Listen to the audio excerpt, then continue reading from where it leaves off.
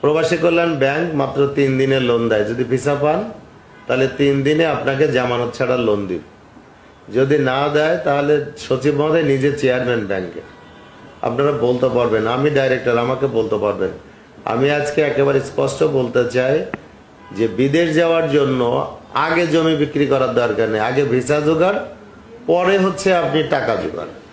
আগে চাকরি জোগাড়, টাকা নিয়ে আমার ব্যাংক বসে আছে।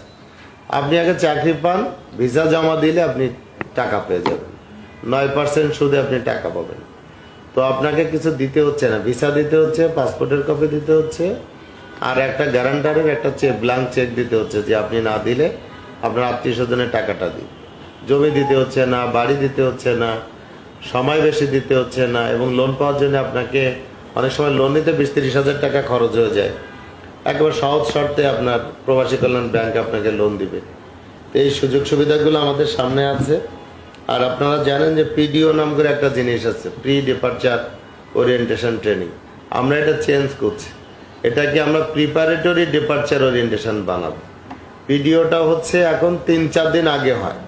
তো যখন আমরা তাকে বলি দালালকে টাকা দিবেন না, ততক্ষণে টাকা দেওয়া হয়ে যায়। যদি বলি ব্যাংক অ্যাকাউন্ট খুলে যাবেন নিজের নামে একটা, ততক্ষণে আর সময় নাই। যদি বলি আপনার বাড়ির কাগজপত্র দলিলপত্র গোছায় রেখে যাবেন যাতে আপনি আপনার পরিবারের অসুবিধা নাই, ততক্ষণ আমার সময় নেই। এই জন্য আমরা পিডিওটা যথেষ্ট প্রস্তুতি যেন নিতে পারেন, এই জন্য আমরা 3 মাস মানে আগাম সময় দিব। অর্থাৎ আপনি বিদেশ যাওয়ার জন্য মন স্থির করেছেন, এখনো ভিসা পান নাই, তবু আপনি এই ট্রেনিংটা করতে পারবেন। আপনি আগায় থাকবেন, আপনার পাসপোর্ট আছে, বিদেশ যাওয়ার ইচ্ছে করেছেন, আপনি ট্রেনিং করতে পারবেন আমাদের টিটিসিতে। এবং আগে ছিল 10টা কান্ট্রিতে পিডিও, এখন যে কোনো কান্ট্রিতে যেতে গেলে আপনার 3 দিনের ট্রেনিং লাগবে।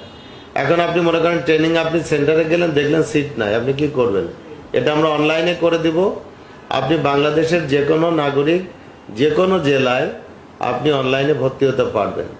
আমাদের যে ডাটাবেজ আপনারা পেপারে লেখেন, টিভিতে দেখান, ডাটাবেজের একটা উইকনেস আছে।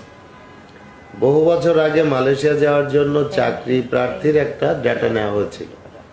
এই লোকগুলো বেশিরভাগ চলে গেছে বা অন্য জায়গায় নিয়োগ লাভ করেছে। এদের বয়সও আর আগের মতো নেই। এখন যারা চাকরি চায়, জব সিকার্স, মানে চাকরি পেতে আগ্রহী, এইরকম কোনো আমার সিস্টেমের মধ্যে নাম এন্ট্রি করার কোনো পদ্ধতি নেই। এইটা আমাদের এই মালয়েশিয়া আমাদেরকে নক করছে, যদি বিদেশ যেতে হয় আগে বিএমইটিতে নাম লিখতে হবে। বিএমইটিতে নাম লেখার সুবিধা কি? আপনার অন্তত একটা পাসপোর্ট আছে, আপনার ইচ্ছে আছে বলেই আপনি নাম